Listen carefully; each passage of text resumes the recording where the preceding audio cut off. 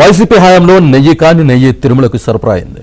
నిబంధనలకు నీళ్లిచ్చి అడ్డగోలుగా కోట్ల రూపాయలు దోచుకున్నారని, కెమికల్స్ తో తయారు చేసిన నెయ్యి సరఫరా అయినట్లు సిట్ తేల్చింది. ఇంత చేసిన వైసీపీ అసలు కల్తీ జరగలేదని వాదించే ప్రయత్నం చేసి డిఫెన్స్ లో పడింది. వైసీపీ వ్యాఖ్యలపై కూటమి నేతలు, టీటీడీ పెద్దలు మండిపడుతున్నారు.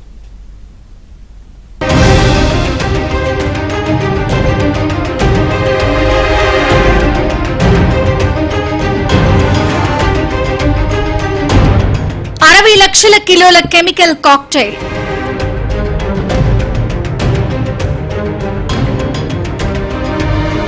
235 కోట్ల భారీ అవినీతి,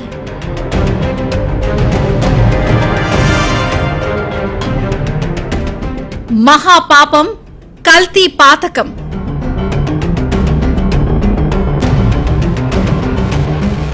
వైసీపీ హయాంలో తిరుమలలో మహాపాపం జరిగింది. పాలు లేకుండా నెయ్యి తయారైంది.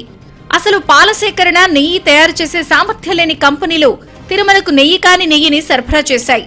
పామాయిల్, రసాయనాలు కలిపిన నెయ్యి తయారు చేశారు అన్న ఆరోపణలు, సిట్ నిర్ధారణతో వైసీపీ ఇరుకున పడింది. సిట్ నివేదికలోని నిజాలు ఒక్కొక్కటిగా బయటకొస్తూ ఉండడంతో అసలు నెయ్యిలో కల్తీ జరగలేదని ప్రచారం చేసిన వైసీపీ ఇప్పుడు డిఫెన్స్ లో పడింది.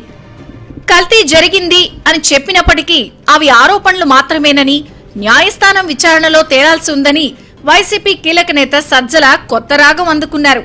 టీటీడీ చైర్మన్ తో పాటు టీడీపీ నేతలు మాత్రం నెయ్యిలో కల్తీ జరిగిందని సాక్ష్యాధారాలతో సహా బయట పెడతామని సవాల్ చేస్తున్నారు.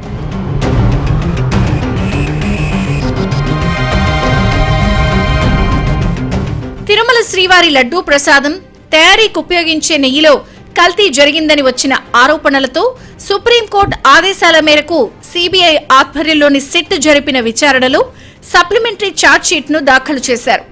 ఈ ఛార్జ్షీట్ దాఖలైన మరుక్షణమే సోషల్ మీడియాలో నెయ్యిలో కల్తీ జరగలేదని, జంతు కొవ్వు లేదని వైసీపీ ప్రచారం చేయడమే కాకుండా సోషల్ మీడియాలో పేటీఎం గ్యాంగ్ రెచ్చిపోయింది. సీఎం చంద్రబాబు శ్రీవారి భక్తులకు క్షమాపణ చెప్పాలని కూడా డిమాండ్ చేశారు. ఈ నేపథ్యంలోనే ఇటీవల జరిగిన కేబినెట్ సమావేశంలో వైసీపీ చేస్తున్న దుష్ప్రచారంపై మంత్రులు సీరియస్ అయ్యారు.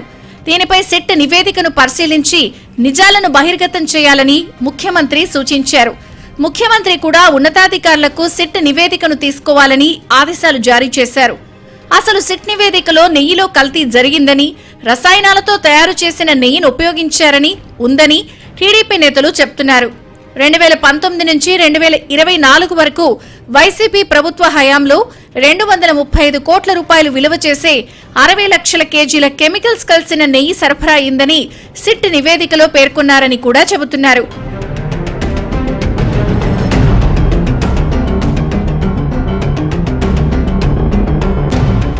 వైసీపీ హయాంలో నెయ్యి టెండర్ నిబంధనలను మార్చారని, డైరీలకు నెయ్యి సరఫరా చేసే సామర్థ్యం ఉందా లేదా అని పరిశీలించలేదని టీటీడీ చైర్మన్ తెలిపారు. పామాయిల్లో రసాయనాలు కలిపి నెయ్యి వాసన వచ్చేందుకు ఫ్లేవర్ కలిపారన్నారు. కెమికల్స్ తోని ఇవన్నీ కూడా నెయ్యి తయారు చేయడం జరిగింది. అందులో సిట్ ఇచ్చినటువంటి షార్ట్ షీట్లో క్లియర్గా మెన్షన్ చేయడం జరిగింది. ఆ కెమికల్స్ ఏదైతే ఉన్నాయో 1-2 కెమికల్స్ అత్యంత ప్రమాదకరమైనటువంటి ఈ కెమికల్స్, జంతు కొవ్వు ఉంది అని ఎన్డీడీబీ రిపోర్ట్ ఇచ్చింది. ఆ రిపోర్టును కూడా సిట్ నివేదికలో పొందుపరచడం జరిగింది. భోలేబాబానే ఎందుకు ఎంచుకున్నారు అని అంటే, ఈ కమిషన్ల కోసం కకృతిపడి వాళ్ళకి ఇది ఇవ్వటం జరిగింది. ఈ భోలేబాబా డైరీని ఎవరైతే ఒక 4 టీటీడీ నుంచి పంపించారు, ఈ గజ దొంగలు, వాళ్ళు వీళ్ళకన్నా మోసగాళ్ళు. నెయ్యి కల్తీ విషయంలో వైసీపీ నేతలు వితండవాదం చేస్తున్నారన్నారు మంత్రి సత్యకుమార్. కల్తీ ఉంది కానీ జంతువుల కొవ్వు లేదని మాట్లాడుతున్నారని మండిపడ్డారు. లడ్డులో కల్తీ అని, దాంట్లో కల్తీ ఉంది, ఇంకా ఉన్నాయి. 2 రిపోర్ట్లు వచ్చాయి. ఒక దాంట్లో పంది కొవ్వు ఉన్నాయని వచ్చింది, 2 రిపోర్టు రాలేదు. ఇప్పుడు వాళ్ళే బయటకు వచ్చి దాంట్లో కల్తీ అన్నారు కానీ పంది కొవ్వు లేదన్నారు కదా అని. అరే, దాంట్లో నెయ్యే లేదని చెప్పారు.